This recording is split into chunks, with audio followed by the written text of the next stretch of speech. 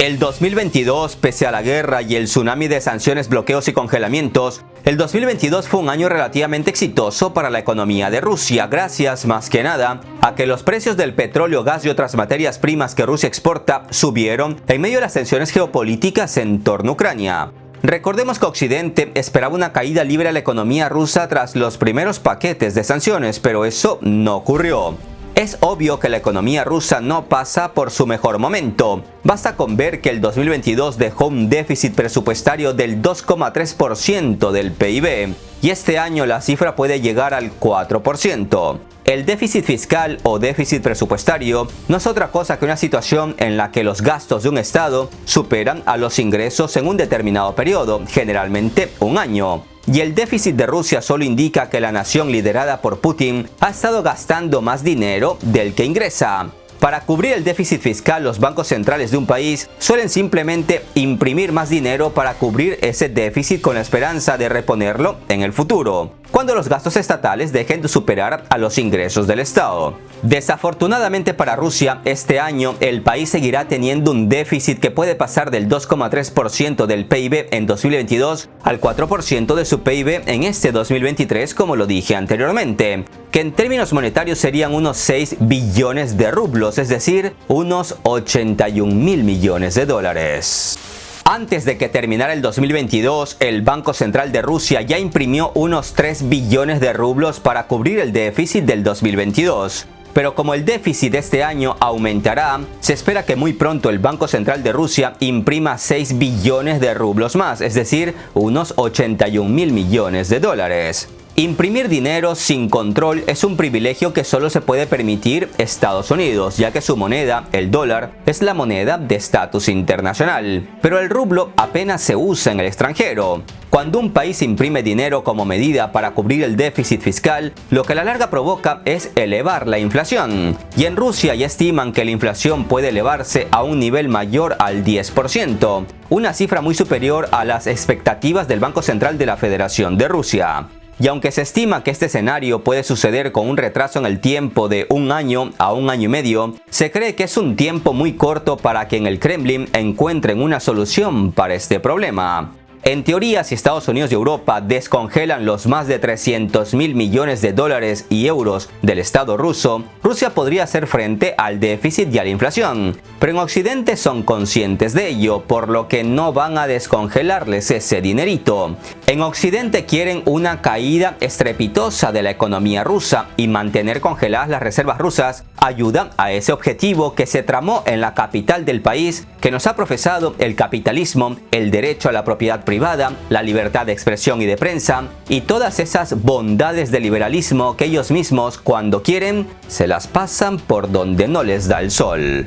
Si ahora Rusia sufre un déficit fiscal que, recuerdo, es cuando los gastos de un Estado superan a los ingresos, sepan que hasta hace no mucho la situación era muy diferente. Pues en Rusia había un superávit comercial, que es una situación cuando las exportaciones superan a las importaciones. Ese superávit comercial Rusia se lo debía a Europa, la principal fuente de los ingresos rusos por la venta de petróleo, gas y otras materias primas, así como la inversión directa y la fabricación de toda una variedad de bienes. Es decir, hasta hace poco Rusia dependía en gran medida de su asociación comercial y económica con la Unión Europea.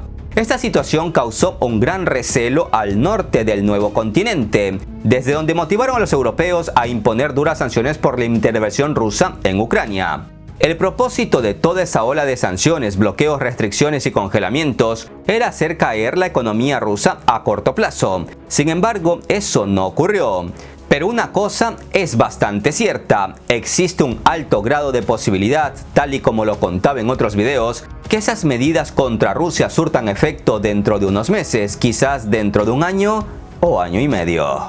Desde que Rusia inició su operación militar en Ucrania, hace un año, exactamente en febrero del 2022, la Unión Europea ha aprobado 10 paquetes de sanciones contra Rusia, con la esperanza de quebrar la economía rusa. El 10º y último paquete de sanciones fue aprobado hace unos días contra bancos, empresas y empresarios rusos a los que se les ha atado de manos para realizar negocios en Europa, región que, repito, era clave para la economía rusa por las exportaciones que hacia allí Rusia dirigía. Este 10º paquete de sanciones, entre otras cosas, amplió las restricciones de exportación e importación. Para que se hagan una idea, sepan que en la actualidad las exportaciones de la Unión Europea hacia Rusia han disminuido casi a la mitad en comparación con el nivel del 2021. Y las exportaciones de Rusia a la Unión Europea se han reducido en casi un 60%. Con el nuevo paquete de sanciones, lo más seguro es que los europeos logren reducir aún más el intercambio comercial entre ambos, lo que será otra vez un duro golpe para la economía rusa. Aunque no nos engañemos, estas sanciones también dañan a la economía europea, pues los europeos que antes exportaban a Rusia ahora deberán buscar nuevos mercados donde vender todos los productos y servicios sancionados que antes ofrecían a Rusia. Pese a todo, en Rusia esperan dar un suspiro tras el 10º paquete de sanciones. ¿Por qué? Bueno, porque no son pocos los que creen que este 10º paquete de sanciones podría ser el último debido a los grandes desacuerdos en la Unión Europea. No olvidemos que para que un paquete de sanciones sea aprobado por toda la Unión Europea, todos los 27 miembros deben dar su visto bueno. Y en Bruselas cada vez resulta más difícil aprobar un nuevo paquete de sanciones contra Rusia. Y eso no es algo que lo diga yo, sino que es algo que ha reconocido, por ejemplo, Thierry Mariani, miembro del Parlamento Europeo en representación de Francia. En la Unión Europea hay profundas divisiones y cada vez son más evidentes, contó hace poco El Político. Según él, el tema más candente es el gas ruso, recurso muy importante y difícil de reemplazar para países como Austria, Hungría y Eslovaquia, quienes se oponen firmemente cada vez que desde el seno de la Unión Europea discuten una medida más severa para prohibir el gas ruso en su totalidad en el viejo continente. Pero el gas ruso no es el único tema de la discordia en este jardín con bellas rosas que se marchitan.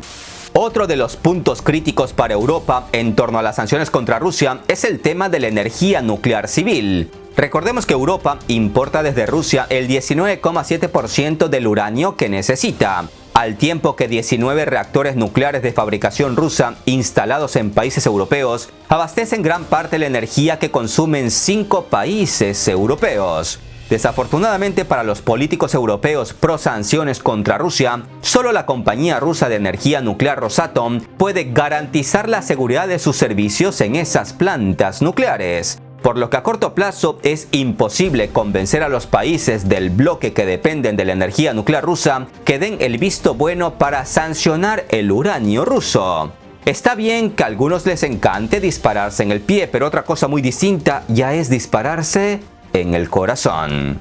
Aquí me gustaría hacer un paréntesis para volar al país de las libertades, pues sepan que Estados Unidos compra a Rusia el 16% del combustible nuclear que necesita para sus centrales nucleares. Un 30% se lo compra a Kazajistán y Uzbekistán, que tienen grandes reservas de uranio, pero para enriquecerlo necesitan de la ayuda y conocimiento de Rusia. Por lo que se puede decir que Estados Unidos depende de Rusia en un 50% para adquirir el combustible nuclear que necesita. Esto es algo un poco vergonzoso para Joe Biden, que ha incluido la energía nuclear en su plan para reducir las emisiones de carbono, dice el parlamentario europeo Thierry Mariani, quien además ha subrayado que a su juicio ya no hay áreas sensibles y críticas para Rusia donde la Unión Europea pueda imponer más sanciones. Me gustaría resaltar que el 10º paquete de sanciones llegó con un retraso, porque durante varios días los 27 miembros de la Unión Europea no podían ponerse de acuerdo.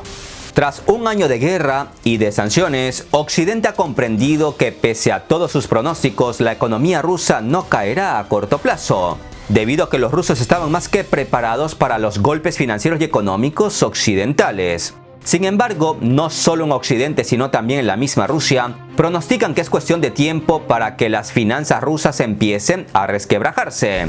Puede que dentro de unos meses, o dentro de un año, o puede que dentro de un año y medio.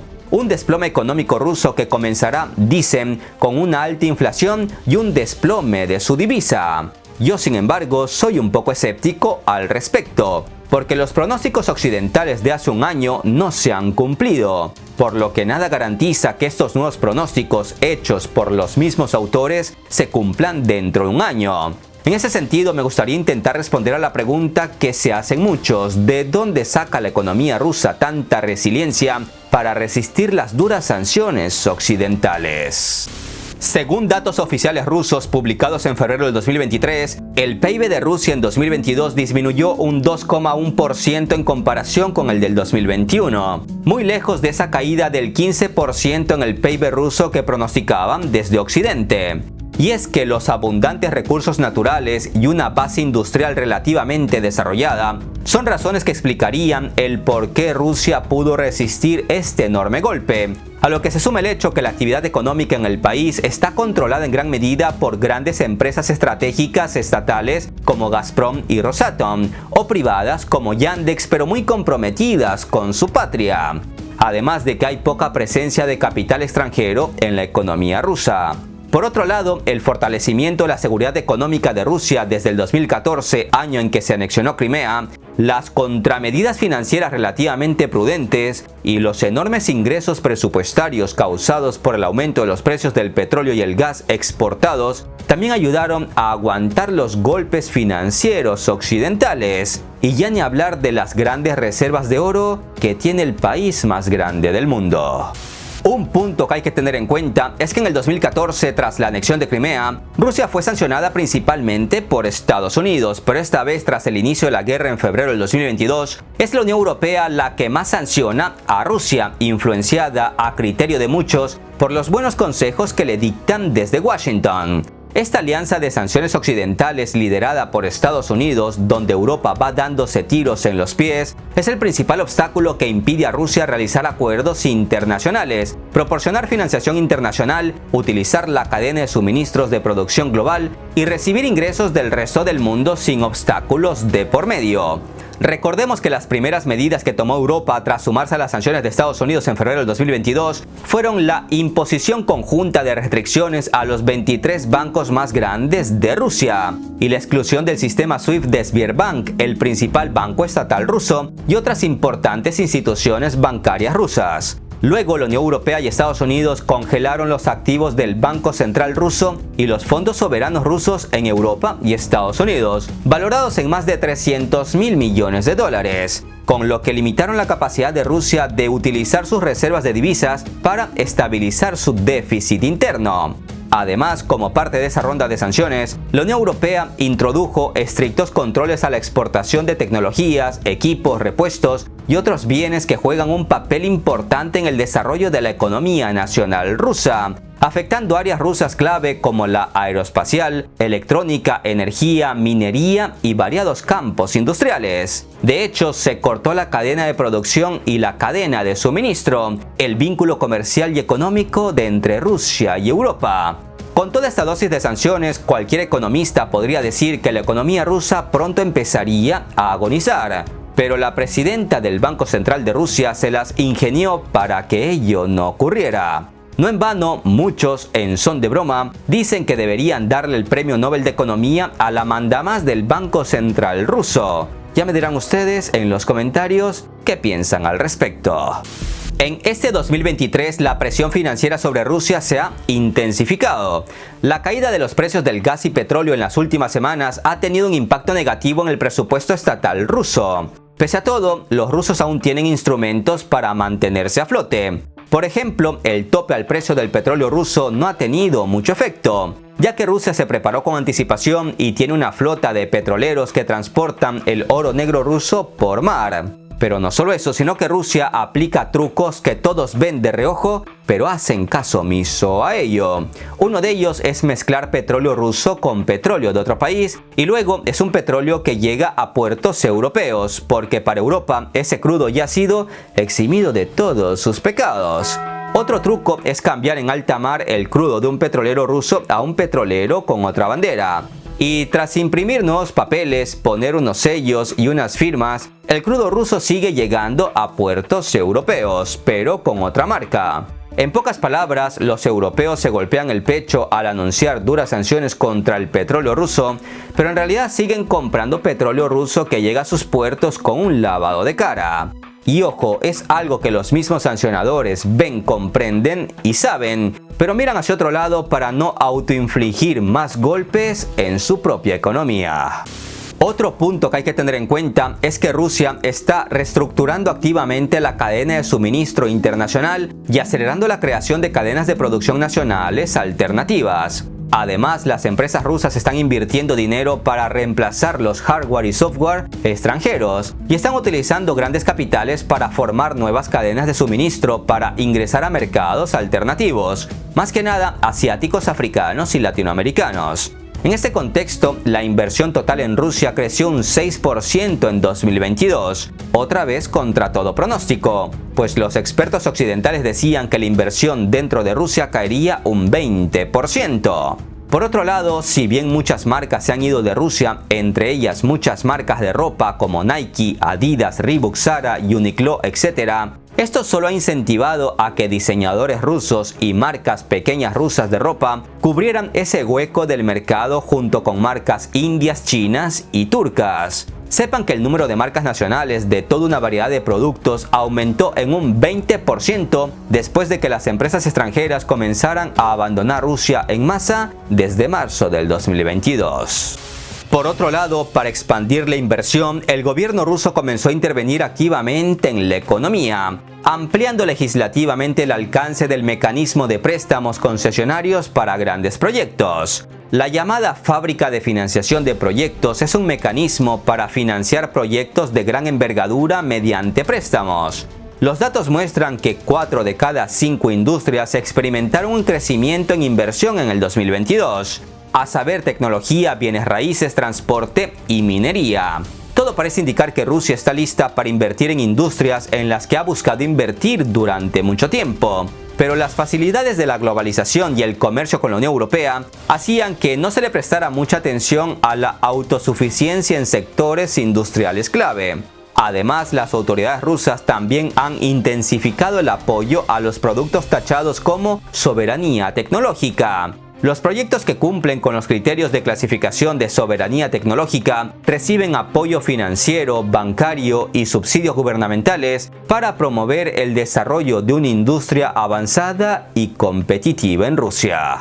En ese sentido, me gustaría aclarar que los rusos entienden perfectamente que es difícil competir en el mercado internacional con compañías estadounidenses y europeas, por lo que se centran en cubrir el mercado interno con sus propias cositas. La compañía Yandex es un gran ejemplo de ello. Yandex es como el Google ruso, ofrece un buscador que es más usado que Google, servicios de publicidad que son más usados que los ofrecidos por Google, y también hay, por ejemplo, Yandex Maps, que en Rusia es más exacto que Google Maps, y hasta me atrevería a decir que es muchísimo mejor que el Google Maps que ustedes conocen.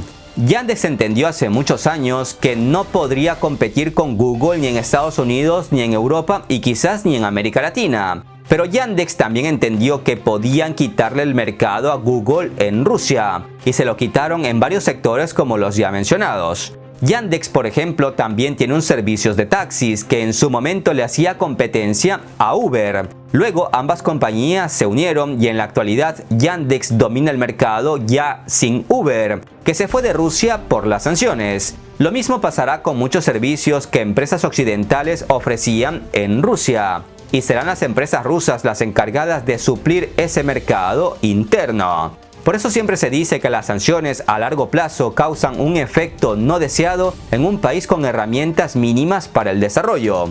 En este caso, Rusia dentro de unos años dependerá menos de bienes y servicios extranjeros. Y cuando las empresas occidentales quieran volver a entrar al mercado ruso, se encontrarán con una seria competencia interna, o con rusos resentidos y ofendidos que le dirán «Davai do svidania». No hay que olvidar tampoco que Rusia se esfuerza por lograr la autosuficiencia en el sector financiero.